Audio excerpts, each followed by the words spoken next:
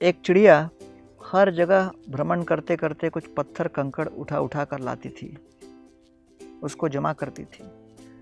कुछ कंकड़ अपने अच्छे स्मृतियों को लेकर और कुछ कंकड़ अपने बुरे स्मृतियों को लेकर। जीवन में अच्छे बुरे घटने तो होते ही हैं, लेकिन हर घटने से संबंधित वो एक पत्थर को रखती थी और उसको याद करती थी। समय हुआ, चिड़िया वृद्ध होने लगी, उड़ने की क्षमता कम हो गई, लेकिन फिर भी वो बारंबार उसको देखती रहती थी कि ये अच्छे और ये बुरे कंकड़ हैं।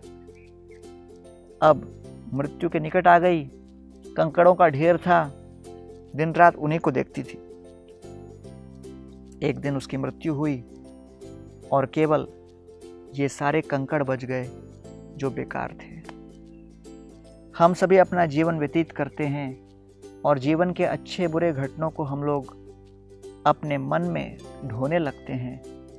कुछ अच्छे स्वप्न को लेके चलते हैं, कुछ बुरी घटनाओं के सदमा को लेके चलते हैं, लेकिन वास्तव में हमारे जीवन का कर्तव्य और मनुष्य जीवन का मूल अर्थ मन में अच्छे बुरे स्मरणों के बोझ को ढोना नहीं, मन के बोझ को हल्का करके केवल एक ही बहुमूल्य रत्न को मन में लेना है। वो किस प्रकार मैं कृष्ण की सेवा करूं और श्री कृष्ण का स्मरण करूं। तो ये सबसे महत्वपूर्ण मुद्दा है, कैसे मैं कृष्ण की सेवा करूं और उनको प्रसन्न करूं।